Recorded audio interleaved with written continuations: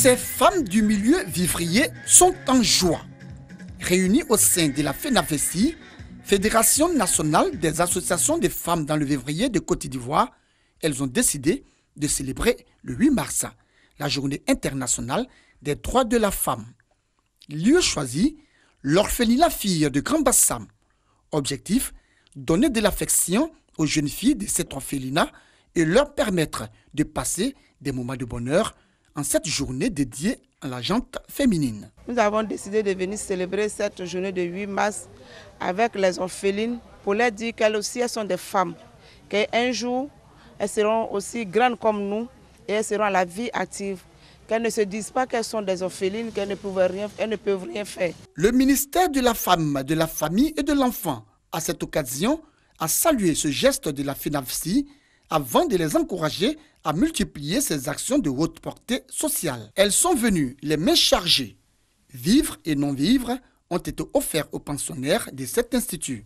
L'un des objectifs de la Fédération nationale des associations des femmes dans le vivrier de Côte d'Ivoire. Des œuvres sociales motivées par l'amour et le partage. Aussi, ont reçu des attestations de fin de formation des membres de la fédération qui ont subi une formation au leadership féminin. C'est dans l'allégresse que cette journée à l'orphelinat fille de Grand Bassam a pris fin.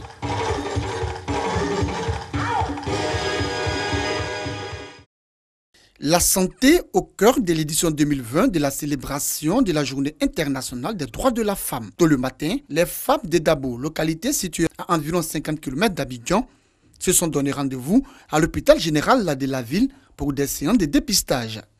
Échographie, dépistage du diabète, cancer du sein et du col de l'utérus, des soins médicaux auxquels ont pu accéder ces femmes.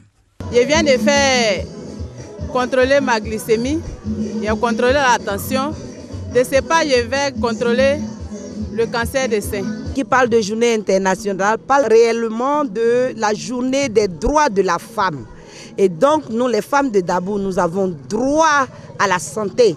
Et donc, pour être autonomes, pour être plus actives sur le terrain, les femmes ont véritablement besoin d'être en bonne santé. Elisabeth Ayébé, patronne de la cérémonie, par ailleurs conseillère à la primature, a invité les femmes à occuper toute leur place dans la société. Je voudrais dire à ces femmes de prendre soin de leur santé, parce que l'émergence du pays dépend de la santé de ces populations. Initiée par la Fédération des associations ONG de promotion et d'éducation des femmes de Dabou, cette célébration a été marquée par une opération coup de balai. Ce sont des Camerounaises résidant en Côte d'Ivoire, regroupées en association FECARSI. À l'occasion de la Journée internationale des droits de la femme, ces Camerounaises ont opté pour un brassage culturel avec leurs consoeurs ivoiriennes. Les femmes ivoiriennes, elles sont très hospitalières et gentilles. Ce sont des amies qui savent écouter et savent vraiment prendre les problèmes des autres comme c'était les leurs. Je découvre que toutes les femmes ont le même combat, que tu sois ivoirienne ou camerounaise. Nous avons le même défi à relever, c'est-à-dire nous battre pour la dignité de la femme. Selon la présidente du FECARSI, la célébration de la Journée internationale des droits de la femme en Côte d'Ivoire, occasion pour elle de passer des messages de paix. Nous les femmes camerounaises, nous les femmes ivoiriennes, nous les femmes africaines et les femmes en général, croyons en notre capacité. Nous sommes intelligents, nous avons les capacités, les aptitudes pour faire tout ce qui peut nous aider à nous épanouir. Cette cérémonie qui vise une meilleure cohabitation entre consoeurs, soutenue par l'ambassade du Cameroun en Côte d'Ivoire. Qu'il s'agisse du gouvernement camerounais dirigé par le président Paul Biya, comme du gouvernement ivoirien dirigé par son excellence Alassane Ouattara, tous ils sont adhérés à la question du genre parce que c'est une question qui a été initiée par les Nations Unies. Entre femmes, la cuisine est toujours au rendez-vous. Les plats camerounais tels que le ndolé, le gâteau de pistache et bien d'autres ont été partagés avec les femmes ivoiriennes. En 1967, ça vous paraît loin mais c'est pas si loin que ça, une femme n'avait pas le droit de courir le marathon. La situation de la femme il y a seulement 5 décennies À l'occasion de la Journée internationale des droits des femmes, l'Institut national polytechnique Félix Houphouët-Boigny, INPHB, de Yamoussoukro, initie 2 conférences. La première est relative à la formation des jeunes filles dans les grandes écoles en vue de leur épanouissement. Elles sont venues des lycées et grandes écoles de la capitale politique pour écouter le message à leur intention. Il faut parler des valeurs, il faut parler de l'éthique, il faut parler de la qualité, il faut parler de tout un tas de choses qui vont leur permettre d'être plus compétitives dans le monde du travail. La santé de la femme, avec notamment la lutte contre les cancers, était également au centre de la célébration à l'INPHB. Les femmes doivent se pencher sur leur santé. Et tout homme d'ailleurs, on ne peut être un acteur fiable de la société que lorsqu'on est en bonne santé. La communauté INPHB continuera ses efforts pour l'essor de la femme. Faire en sorte que nos effectifs féminins passent de 25% à un peu plus de 30% au niveau des élèves et faire en sorte aussi que les dames qui sont dans l'administration puissent progresser et avoir des postes de responsabilité. Le 8 mars de chaque année est dédié aux droits des femmes dans le monde. Une occasion pour mettre en relief leurs conditions de travail et de vie. Célébration de la Journée internationale de la femme à San Pedro, les femmes rurales ont marqué cette journée par un grand défilé sur le boulevard de la République en présence des autorités de la ville autour du thème « La promotion de la femme, un atout pour la paix durable en Côte d'Ivoire ». C'est au fin fond de nos villages avec les problèmes de terre. Donc la femme rurale doit être au cœur même de la réconciliation et de la cohésion sociale. Il faut bien entendu rappeler cela aux hommes, leur dire que la femme, c'est elle qui est là pour apaiser, c'est elle qui est là pour rassurer et qu'il est nécessaire, important pour eux de nous écouter. Les présidentes d'associations féminines ont décidé de sillonner toute la région de San Pedro pour parler de paix aux femmes, afin qu'il y ait des élections apaisées en octobre prochain. Mosquée Al-Mami Tungara d'Abobo PK18, lieu choisi par les femmes de la communauté musulmane de la mosquée pour la commémoration de la Journée internationale des droits de la femme.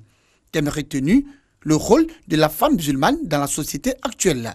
Pour la conférencière, la femme musulmane doit connaître ses droits et devoirs en vue d'être mieux épanouie dans la société.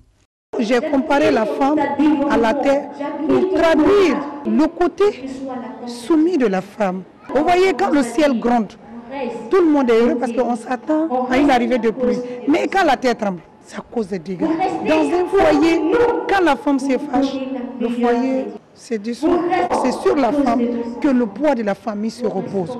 Imam, guide religieux, prédicateur et marraine de la cérémonie ont salué la qualité du message de la conférencière avant d'inviter les femmes à être entreprenantes dans la société. Nous connaissons nos rôles, mais il faut tout le temps revenir dessus, car la femme n'est que la source de tout. On dit éduquer une femme, c'est éduquer une nation. Les femmes, en connaissant leurs devoirs, automatiquement, elles vont obtenir leurs droits. Prières et bénédictions, chants et poésies, des temps forts qui ont également meublé cette journée dédiée à la femme.